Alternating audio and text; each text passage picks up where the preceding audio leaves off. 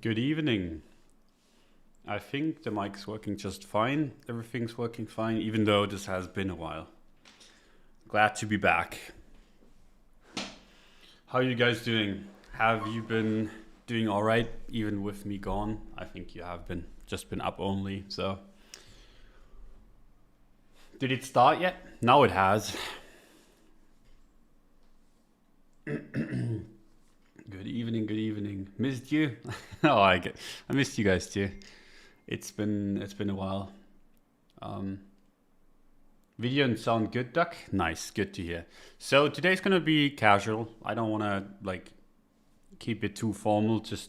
It's Sunday for one, and just had like a 4-hour sauna session, and it's the first time that I've been doing this since Dubai. So just gonna take it a little bit on the casual side of things. If you're interested in the more like non-casual thing, tomorrow's gonna be weekly open, so you can check that out if you wanna. That's gonna be with Josh and Ledger and Luke and me, and that's gonna be more on the serious side of things. Before I start, big shout out to FTX for sponsoring the show. Really appreciate their support. They have an excellent mobile app that you should definitely check out if you're at all into that. They do all kinds of things, be it swaps, be it kind of lending and borrowing and all that kind of stuff. I don't know if they do borrowing, but they do lending. Are you feeling better, Don? I'm feeling excellent. Haven't been feeling like too bad for a while. Getting out of my home, going on vacation does wonders for your health every time. Did you run off and get married? Nope, not quite that far. How's Dubai? Dubai's been fun. Like I mean, not the biggest fan of like how Dubai has kind of come to be and on like whose shoulders. But I mean, if you have the money, you can do pretty much anything you want there, which is pretty nice. So, can I ask the most important question? Did you see Gainsy? Yes, I have. And Halo Crypto asked the follow-up question, and is he fat? And no, he's actually not. He actually looks, he's a good-looking dude. Very, very charismatic as well. Jumped into my hands when I met him. I like the guy. So yeah, not fat. Not as tiny as people make him to be. And yeah, just a normal dude. Good looking dude. Did you say 4 hours sauna? I mean, I wasn't sitting in the sauna for 4 hours, but yeah, I took like multiple rounds of sauna. So yeah, before we do all the casual stuff, I know like a few people are in here to like have my view on the market, and I'm not gonna disappoint for at least a few minutes, right? So the monthly, a bunch of people are talking about like an SFP here, blah blah blah. I think that's a pretty shit metric. At one point, this was an SFP as well.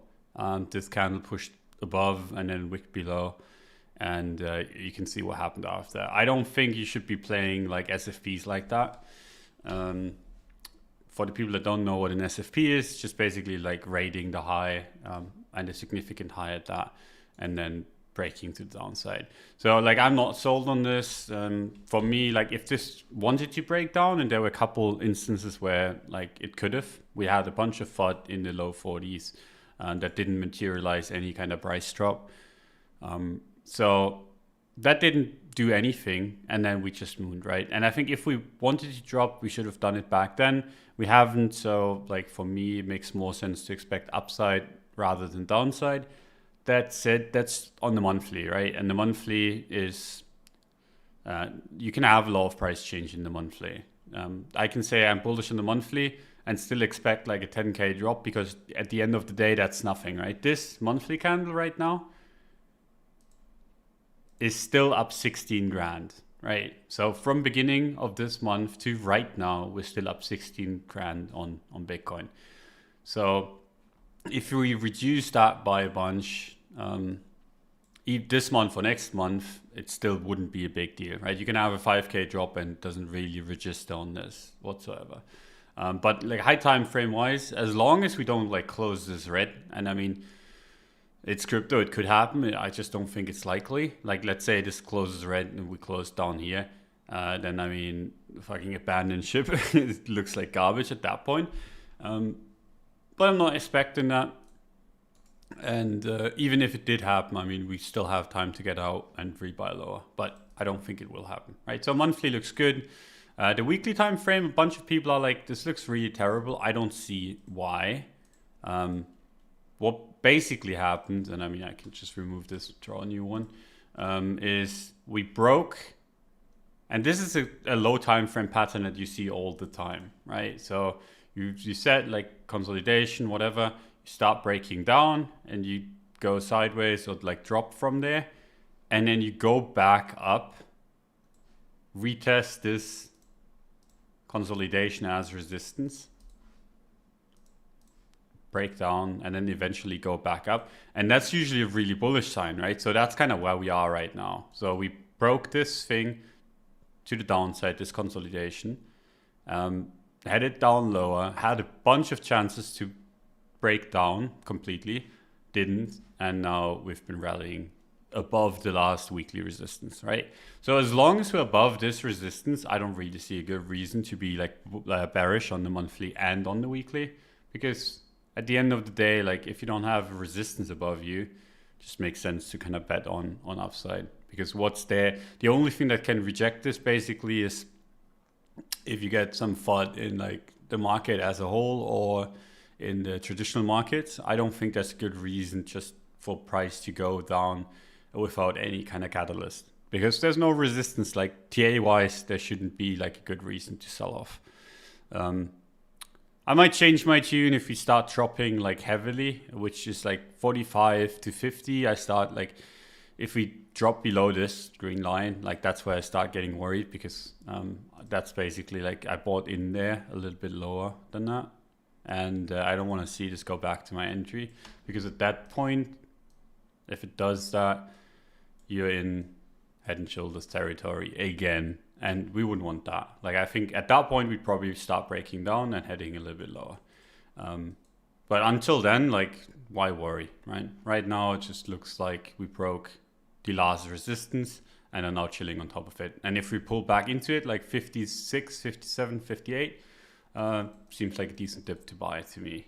And if you want to be like on the cautious side of things, if you want to buy like the safest dip possible, wait for leverage washout into the 52K area. I think that is like the most safe one. It's very unlikely that you're going to get it, but if you do get it, that's a nice entry. And if it turns out to be a shit entry, we're all going to be fucked anyway. Because I think at that point, if we dip down here, bounce a little, and then start breaking down again, then you can make an argument about double top and everything being fucked. And I'm down with that argument. But until then, like, why bother too much? Just enjoy like the new all-time high and hope that it lasts. That's kind of my view on Bitcoin anyway. Like that was like the short version of it. What we're currently struggling with on the daily, I don't know if you guys have realized this, is we broke the best support, the closest one anyway, and retested it from the other side. So that's why like today been kind of meh, but then again we're getting close to support. So if we start wicking that and go back up, all is good in the world. And in general, like I would expect at some point, I don't know if it's gonna be from here and then like a walk up, or from down here and then a walk up, but I'm expecting this kind of walk up to continue. And yeah, could be wrong on that. It's just in general, like whenever you have a new all-time high on Bitcoin, makes sense to be bullish afterwards for a while. And if this is the first time that doesn't play out, so be it.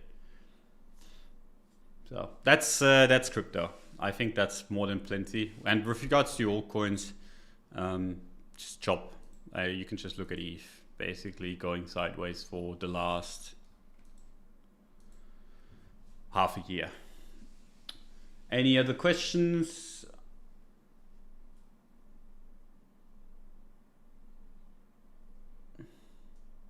Damn, Kobe scammed us then. Yeah, I mean, Kobe's just a jokester, prankster. Gainsey's a good-looking, not fat kind of guy.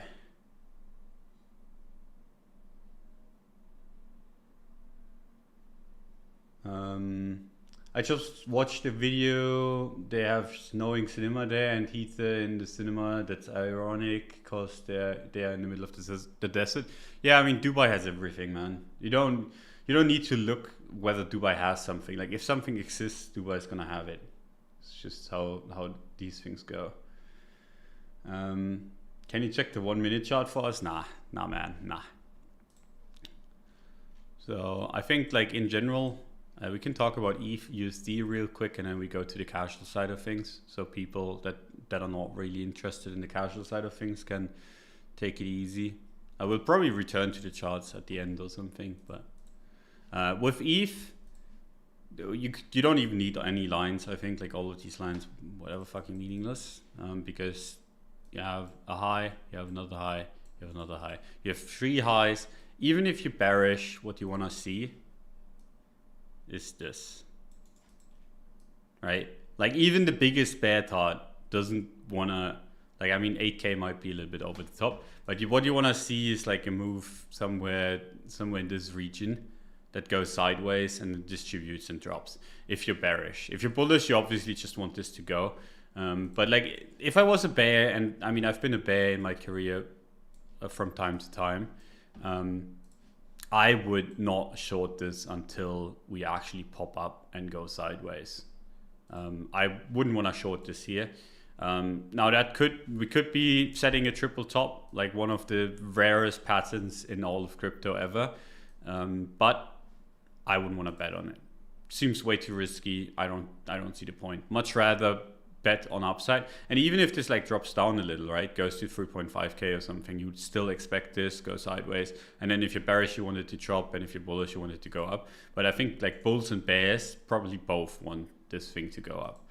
Bears because they can short higher, and because the setup is much more clear. Because like if you're shorting here as a bear, you're terrified that that's just going to be a higher low that breaks to the upside. And yeah, if a bull, you want it to go up as well. So like whenever you have these situations where bears should be feeling really poor, like should be feeling really, really bad about selling, and bulls are just bullish because I mean there's a pretty bullish setup in general, then it makes sense to kind of be on the bull side of things. Doesn't mean you should leverage up or anything, just means I don't see a point in selling my ETH yet. That's kind of my view on this thing anyway. There's not much more to say about ETH because ETH BTC's just been sideways, so it's basically like a Bitcoin chart as well. So there you go. That's Bitcoin, that's ETH. You sound super relaxed after time off. Happy to hear that. Yeah, I mean, some of that might be because like I said earlier, I was like in the sauna for the last 4 hours and like just blew my brains out with like heat and then ice water and then heat and then ice water. But yeah, I'm definitely more relaxed. How much did Gainsey pay you to say that? I actually only saw him for like a minute or like 2. I saw like Gainsey, I saw Size Chat. Like I hugged Gainsey when I saw him. I saw Size Chat. I met with Altcoin Psycho, I met with Rookie, I met with Main, I met with Loom, and obviously spent some time with Salsa Tequila, one of the coolest dudes you'll ever meet, fucking legend. And yeah, a bunch of others, but not many. Like I saw a bunch of scammers that I just didn't introduce myself to, and the scammers that already knew like how I looked, I just avoided in general. And then what I did for the rest of it, and this was basically like what I did was basically just spend one evening, and that was the boxing evening with crypto people. And then I was wakeboarding with Jules, so Salsa Tequila, and the rest of the time I just spent with a girl I met there, basically. So didn't really do much crypto stuff at all. Just enjoyed kind of some time off. Did you see the witch? I saw her from like far away, but didn't say hi or anything, or like not that far, like that far away. But I didn't introduce myself, and I don't think she knows me. What is harder, 100k to 1 mil or 1 mil to 10 mil? It there's the difference like there. So in general, like turning a lot of money into more money is more difficult. Like just from like a general like trading platform like standpoint, if you want to go and put like 1 million into like a smaller project, you're gonna have troubles. That said, if you don't have much money and you go from 100k to 500k, that's gonna be like a significant kind of lifestyle change that you could be making, right? And that's gonna fuck with your head. So technically speaking, 100k to 1 mil is easier, but for most people, the mental game just fucks them up. So depends. Will you name the scammers? I mean, I alleged scammers anyway. I don't want to get in legal trouble, but I don't like Nikos. I don't like God John. Those are the two that I saw. Saw a bunch of others. Like Burb was there. Don't really like him either. I've met him in real life before, but back then he wasn't like allegedly like doing as shady shit as he's doing now. So yeah, I saw a bunch of stuff. Bunch of people that I dislike anyway. Someone got laid. I mean, I've been getting laid in the last few weeks for like decently well, yes. But not only in Dubai.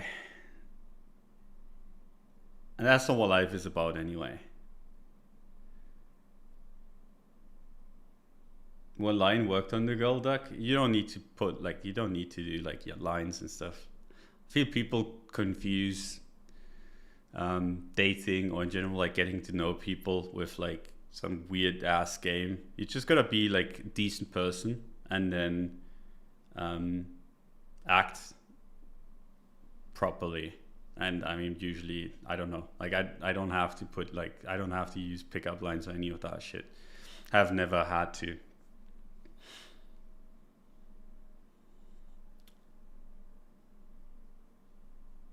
Are you mad that Cred doxed your name? Nah, that's fine. That's fine. People have been DMing me trying to like get me riled up. It's whatever. I don't really care. I do not really care. So yeah, do you expect Bitcoin dominance to moon in Q4? Thank you. I actually like think if Bitcoin breaks out massively to the upside, it should go up a little bit. The dominance part of it. In general, I don't think the dominance. So what people, for the people that don't know, whenever people ask about dominance, this is what they talk about. And I think this is a beyond stupid metric because there's stable coins in it. There's a bunch of stuff in it that shouldn't be in it. And it's gonna be like Bitcoin dominance is always gonna head down because of it. Like you have stable coins and they're only gonna grow. Stable coins are amazing at what they do. So people want more of it, right? And if they want more of it, they're gonna have more of it. So they just transfer like some USD into crypto and have like stable coins. You can do much more in crypto with stable coins than you can do like with USD most of the time anyway. Like there's so much opportunity there. There's a bunch of people that don't really care for crypto at all, but they just use stable coins. So obviously this is just gonna go down in general, right? So you're not gonna see 90% dominance ever again, like at least on this, if you use this kind of metric.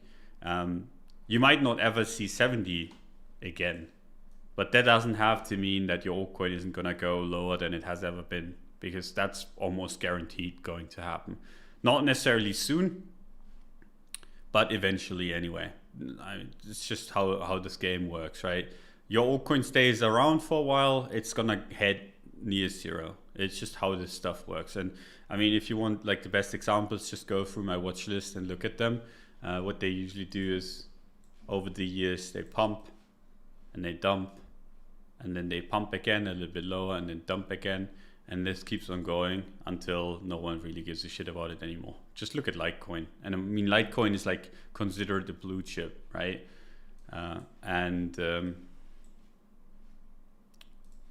Look at it. Like ever since inception, it's been trending down against Bitcoin basically on a long enough time frame. You would say like, holy shit, it's gonna like overtake Bitcoin at some point when it pumped like this.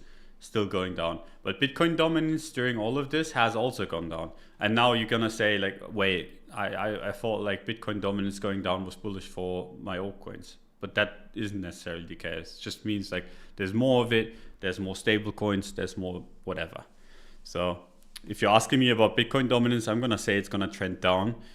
It might bounce a little if Bitcoin pumps or mega dumps. Either or probably is gonna like destroy altcoins, but in general it's a stupid metric. So whenever you ask me about it, I'm gonna say it's a stupid metric.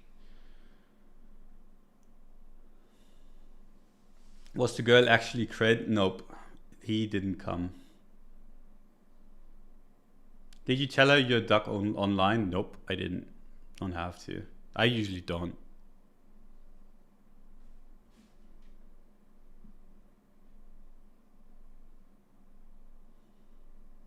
So there we go. Answered that question. Do you care about SFP in the weekly? Nope. I already talked about that earlier. I think it's like, it's just cope.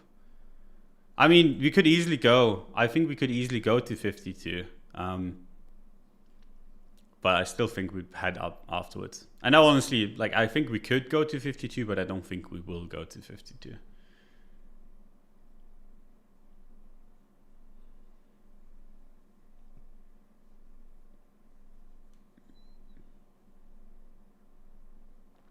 Do you ever do any fundamental analysis? Sometimes when it's very obvious. But usually I don't have to. Like it's not really about the fundamentals as much as it's about the narrative. So for example, ADA, and excuse me for all the ADA lovers out there, right? You don't have to do like FA on this garbage. You look at like there's a bunch of fanatics pushing this, and there's a bunch of people that are creating a powerful narrative for like ADA overtaking ETH or whatever. And then you play that. You don't have to kind of be focused on does ADA like do smart contracts? Well, I mean, the answer is no. Like there's a bunch of, like, you don't really have to care about that too much. It's about the narrative more than anything. And I'm good at narratives. I'm not good at FA. And I don't think there's many people that are good at FA. I still remember back in 2018, I was like heavily into Neo, which is like ARN-shares, whatever. And then asked like a programmer friend of mine if he could look into the code. He did, found like that was super, super shit. You could do a bunch of stuff with it that wasn't intended to be. And he told me to get out, and I did. And then it doubled and tripled in price after. Obviously, eventually dropped from like a shitload to almost nothing. But like, the narrative was still going strong, right? So like I sold my Neo at like roughly 100, if I remember correctly, and it still went to like 200. Eventually, like stuff caught up with price, and people started dumping it, and it's still only at 42 after all of the bullishness this entire cycle, which is insane to think about. So if I held my Neo all the way through the cycles, I would have less money now than I did back then, even though crypto is like 10x almost.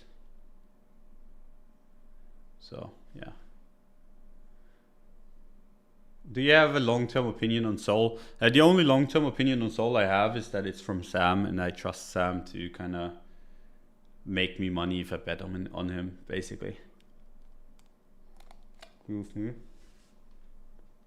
Sorry, I'm gonna have like a bunch of food next to me, but I'm gonna mute myself while I chew, and I'm gonna read your comments, see what's up.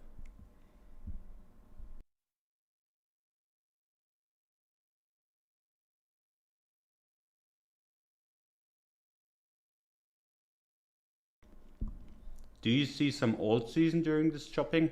If it does continue to chop, yes. If it doesn't, I mean, obviously no.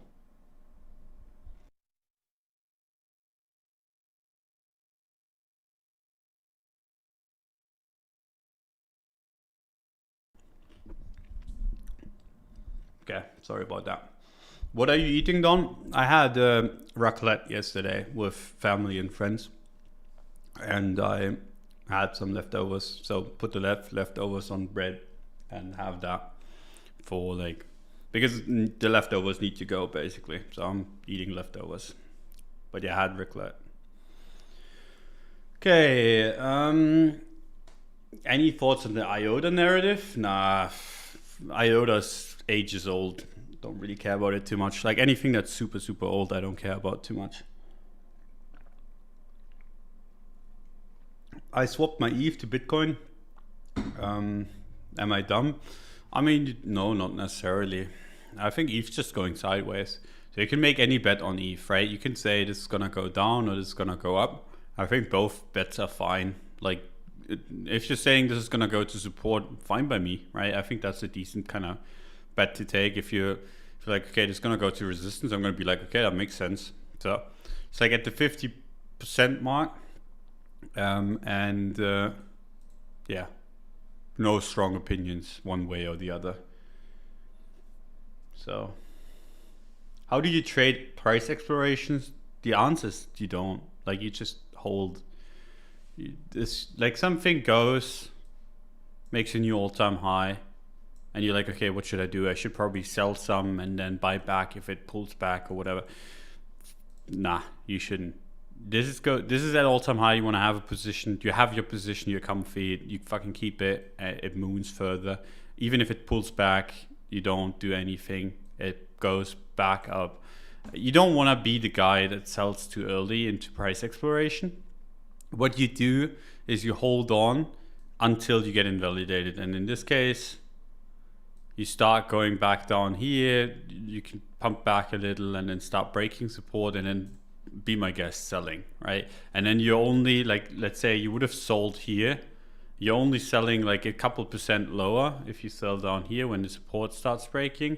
But what if this just did this? And we've had so many stuff, like so many coins do just that, right?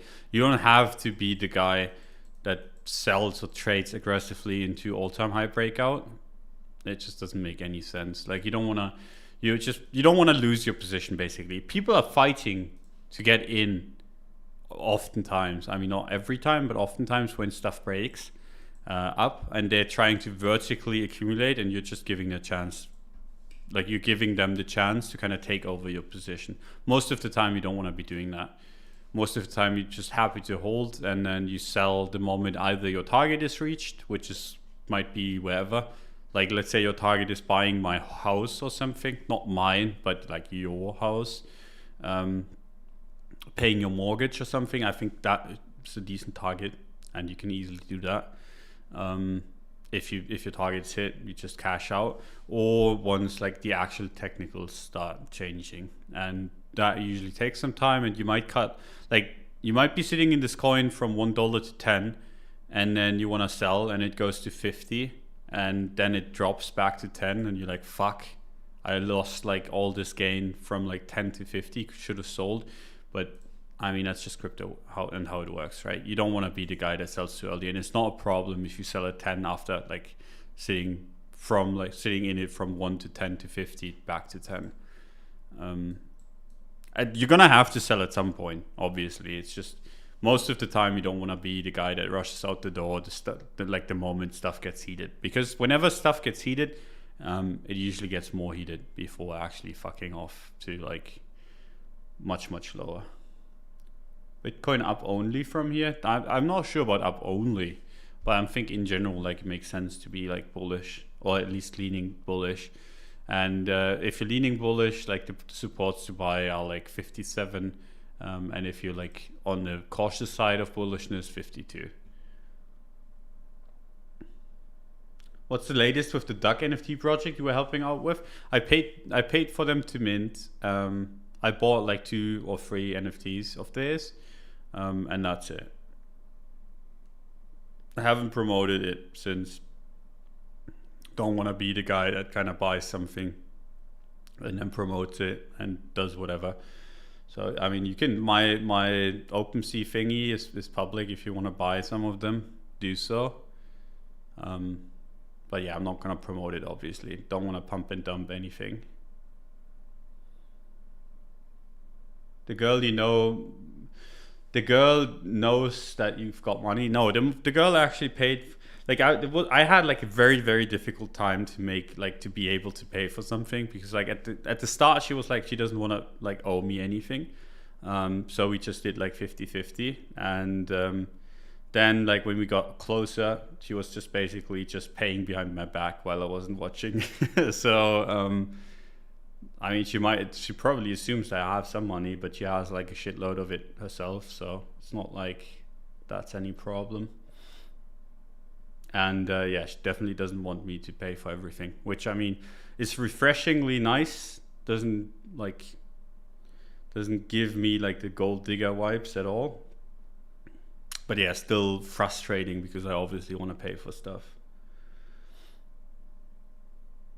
What's the latest with the duck? Oh, I already answered that. Should I take profit to USD or USDT? Depends on what you want to do with it, right? So if you want to like farm stuff, or like in general generate yield or whatever, to take it into stable coins. I don't think there's big risk there. There's some risk obviously, but it's not big. And then you can make something with your money, instead of having it just laying in your bank, depreciating, doing nothing basically. Well, Don, you got a girlfriend? No, not a girlfriend, just a girl I've met that I'm gonna meet again, basically. Does she fund your margin account? Nope. Because I can't trade margin as a German citizen. I mean, I can, but I get fucked by taxes if I do so. I mean, at least if I do so and lose. I'm fine if I do so and win. So I've traded a couple times on margin, but only the times where I was like, okay, this is a sure bet. And then I closed those pretty early and didn't go big size.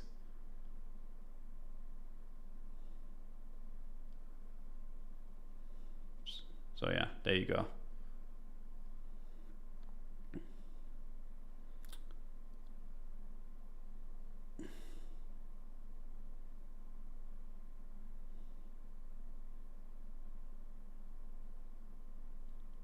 Is it possible to outperform the market? It's like 10x. Have you outperformed it? It depends. So I started with, you look at this, right? Let's go and take one that has even more history. So basically my crypto journey began somewhere in here, right? I don't want to like be too specific, but somewhere in there.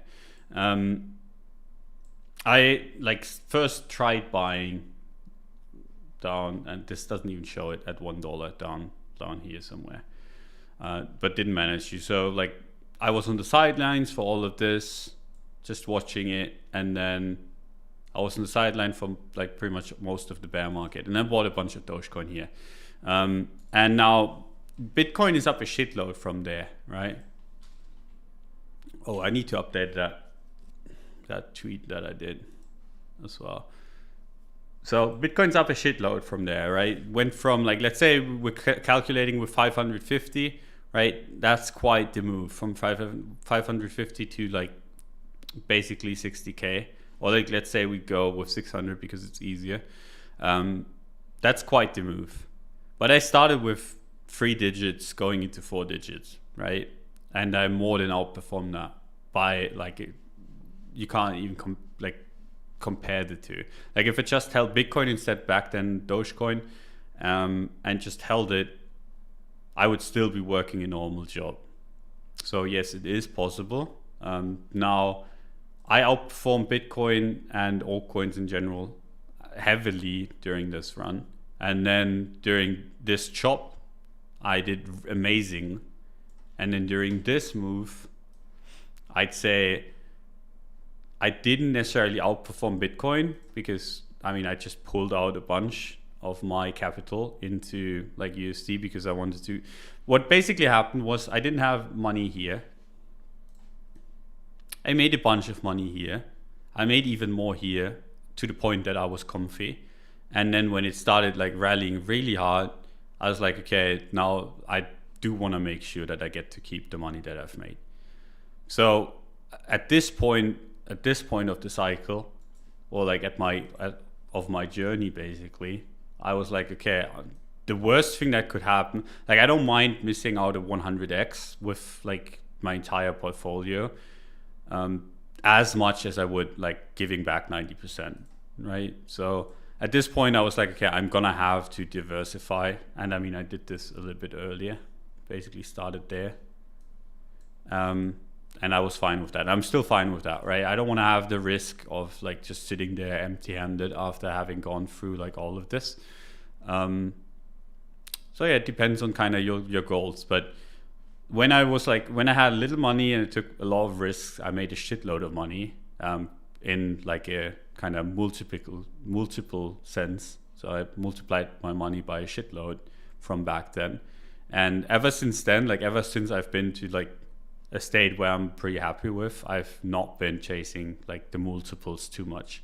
I'm just like more than happy with like taking the less risky, slower gains. So yeah, it depends on kind of your goals. I don't wanna risk too much. And I usually outperform. I actually like the market outperformed me here, and the market, like I outperformed the market heavily in this.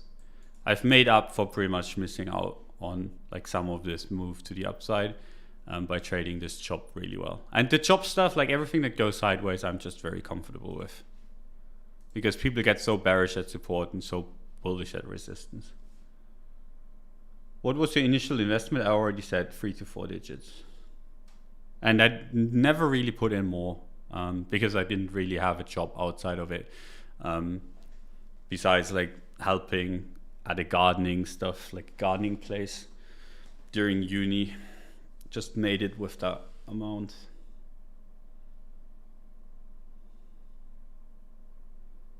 What period did you trade leverage? This period.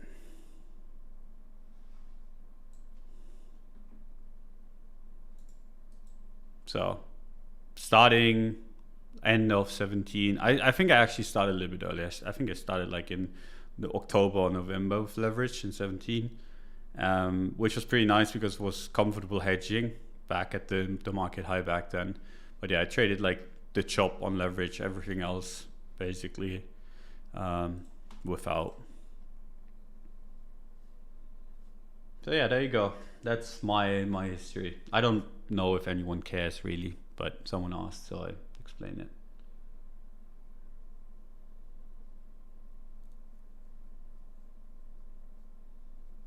How did you take more risks with small account? I mean, I was all in Dogecoin back when Bitcoin was like trading at 200 or 300 or 400, somewhere in that region.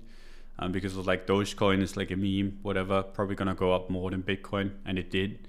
And then I sold and went all in into something else and like traded stuff around, did all kinds of stuff that I would never do anymore.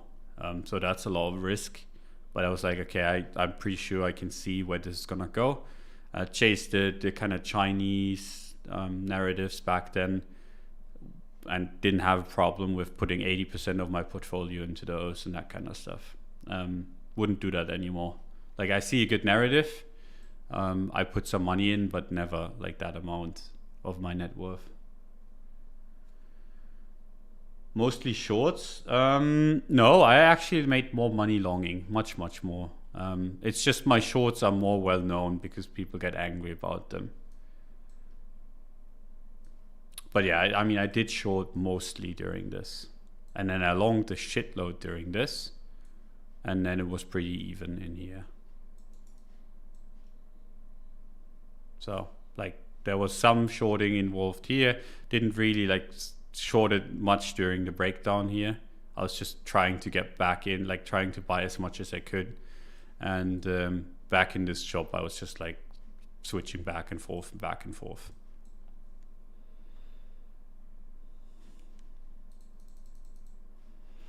So yeah, Bitcoin, I mean, still getting rejected from that daily block. Could have like a 1, 2, 3 day follow through. But like I said, I'm still not worried too much. For those of us that are looking for riskier setups now, what should we look into? I mean, if you look into the bridging stuff, that seems like super risky to me, but like high risk, high reward. The NFT space, still high reward, I think, but also obviously high risk. there's a bunch of space. Like anything that's new basically is high risk, high reward. Anything that's low liquidity is high risk, high reward. And I was playing those all the time. And the good thing is if you don't have much money, you can play the low liquidity markets really well. Like let's say you see like an NFT that regularly gets bought at like low prices of like whatever, and then sells for like 40% higher, but like with very, very low liquidity. I mean, can take advantage of that, start trading around there. That's been like a multiple. I've actually looked at OpenSea a bunch because I'm just been interested in how the market works. And there's been a bunch of opportunities like that if you have like not much money, where you can like double, triple, quadruple your money, or like lose some of it by just being like the first guy in line. And you can always be the first guy in line with small money in trading. It's really nice. Like if you imagine like there's like the order books, right? How they work is basically like you're at this price, this is the price, and then you have like the order book goes like this, you know, where like if you wanna get in, you can take, this is liquidity basically, and this is just me making it up, but this is how I think of it, right? So liquidity on both sides, right? And like if you're a big guy, what you do if you want to get in and out quickly, you have to like kind of start like going heavily, push price down a lot or push price up a lot to get into your position, right? Because there's only so much liquidity that you can take there. But if you're a small guy, you're more than happy with like just the tip of the iceberg. You don't mind, and then you don't move price much, and you don't have like any impact, like not as much of an impact. And you can take like the market moves a little bit and the liquidity kind of moves with it. And then you can just get the exit as well, because this works on both sides, right? If you're a big guy, you push price down by selling, and then if you buy back, you push price up by buying. So like it works against you both ways. And if you're a small guy, you don't do much of that. So you have like a big advantage in that regard that people seem to underestimate. And I think that's why like a bunch of people that with like smaller balances are trying like their hand at like scalping and the lower time frame stuff, because I mean you can't do that with bigger balances, or you can, but it gets infinitely more difficult to do. Wow, this duck guy is always playing this crypto market perfectly every single time. Man, you must not take any losses during your trading. No, I mean, I know you're joking, but I mean, the thing is like, I did not play this. Like, I mean, I just basically talked about like not outperforming the market, which basically means as a trader, like I didn't take as like full advantage. Didn't play this perfectly, and didn't play this leg down perfectly as well. I played this side of the market really well, and I played this side of the market really well. And I would say I played the, like, once we actually started breaking out to 20 to 60K really well, but not with leverage. So couldn't catch up this, what I've missed. There's a bunch of mistakes I've made and that I keep on making. But yeah, if you've been around long enough, you obviously learn that there's always going to be some mistakes. And just how this thing works, right? With the NFTs, for example, like, I mean, there was like a bunch of opportunity there that I could have grabbed that I didn't. And that's a big mistake on my behalf. That's me getting comfy, right? Because I was like so comfortable that I didn't really want to venture out too much on the risk curve, and missed out on big gains due to it, even though like I still don't get the NFT thing. But that doesn't have to mean, like, if you don't get something, doesn't mean you have to avoid it. I've traded altcoins that I don't get all the time. So yeah, not always right. I actually thought this was going to be top of like the crypto market. And I mean, we did break down, and I did change my mind of it being the top down here, but you could say that's a mistake as well, like me misjudging the market anyway. But yeah, I mean, it's just about like changing your mind. Obviously, if you're just going to be stuck in your mindset, and I could have been, right? I called this, and it broke down, I could be like, okay, shit, I want to be the guy that called it from the top to like down here and then shorted it all the way or whatever. I don't really short that much anymore, because like I said, I only do it if I'm like almost 100% guaranteed to win, and this didn't feel like a 100%. But instead what I did was I changed my mind, actually started buying, because I was like, okay, this should have dumped and it's not. And if it, like, that's the strongest buy indication that you can ever get. If something doesn't dump, and it's the same thing that happened here, by the way. So if you look at this, something should, like this should have broken down and actually accelerated, but it didn't. Someone bought it up heavily and then closed back above support. And when that happens, you're like, okay, shit, change of character. And I tweeted about this in here, and I tweeted about it in here, and change of character like that, and like a market breakdown that should have happened that doesn't happen. Strongest buy signal you can ever get. And I don't mind changing my mind. And right now I did that at like roughly 40k, 42k, not regretting it. So yeah.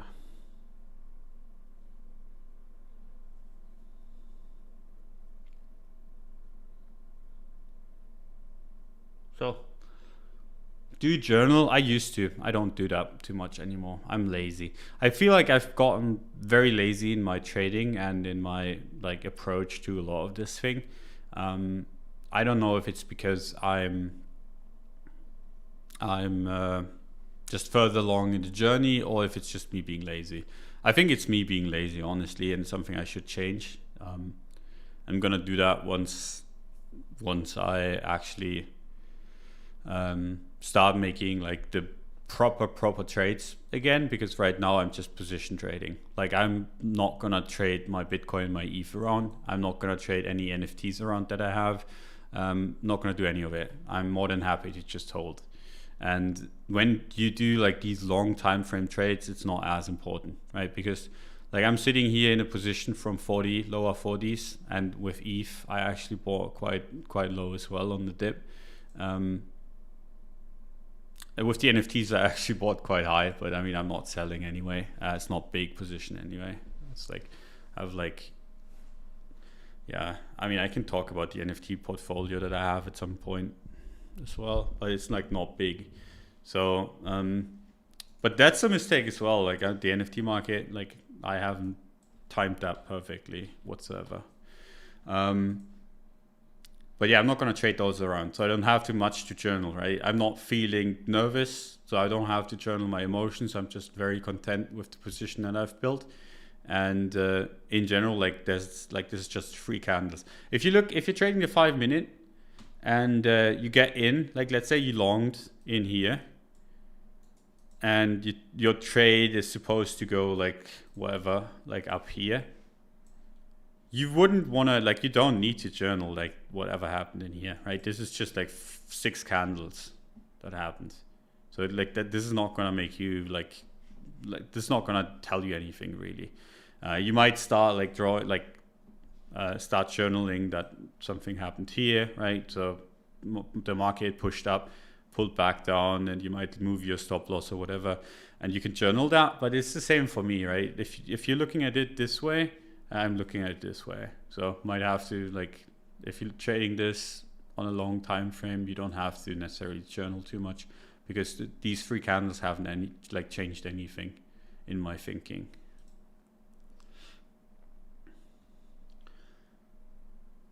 So did you go over ETH? Yeah, it's basically Bitcoin, but looks better, I think. Like ETHUSD just looks like triple top. Probably gonna, like, if you want to be bearish on something like this.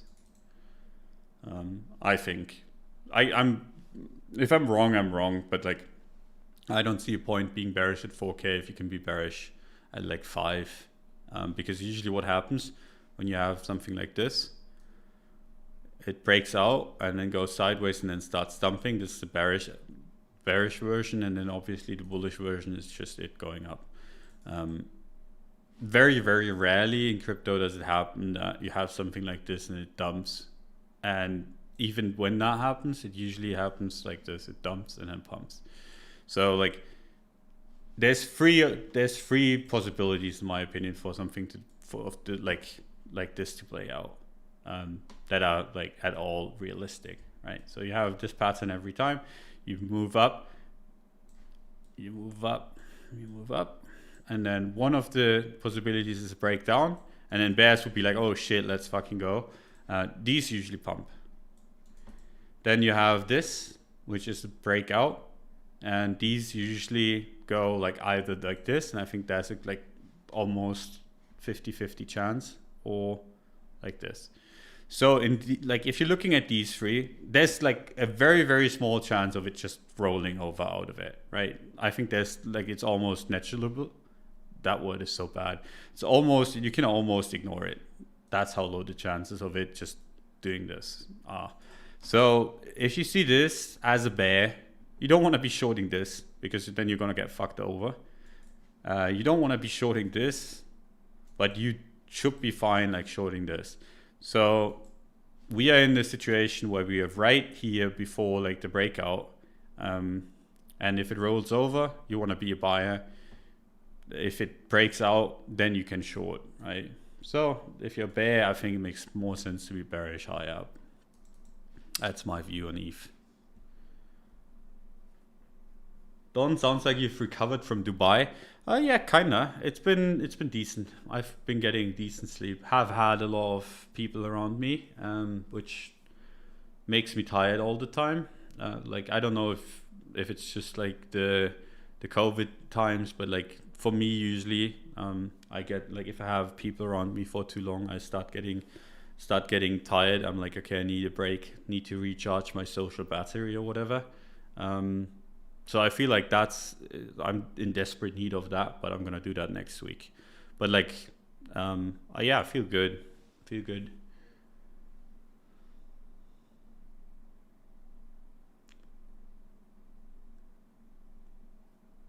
Don, who would you fight? I would actually fight, like, I would actually love to do the boxing stuff, but I don't want to do them with contacts in, and I don't see well enough to do it without glasses. And I want to get like an eye operation, and if I do that, I can't do any contact sports whatsoever anyway. So not gonna see me in the boxing ring, even though it looked really fun. So if you're in Bitcoin, would you say to switch in ETH right now? I mean, having a healthy position in both makes sense to me. Do you trade FX too or other markets? No. Like trading wise, I don't think there's a better market to trade than Bitcoin. Or like not Bitcoin, but like crypto as a whole. Like there's so much better, your time's so much better spent in crypto. There's so much more opportunity, be it in bull or bear markets. I feel like I'd be wasting my time. Like I don't get why people are trading other markets. You can hold and invest in other markets, but like trading wise, I don't see the point. Fight the scammers? I don't know. Don't want to give them publicity. Like that's the thing, right? I shout people out for being a scammer and they get more followers. I've seen that happen before. It's fucking frustrating.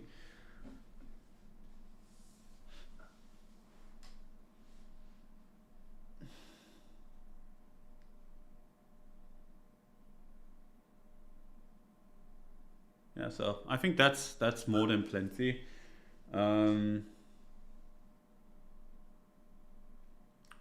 Don't think I have much more to talk about, and I want to finish my food before it gets like completely cold. So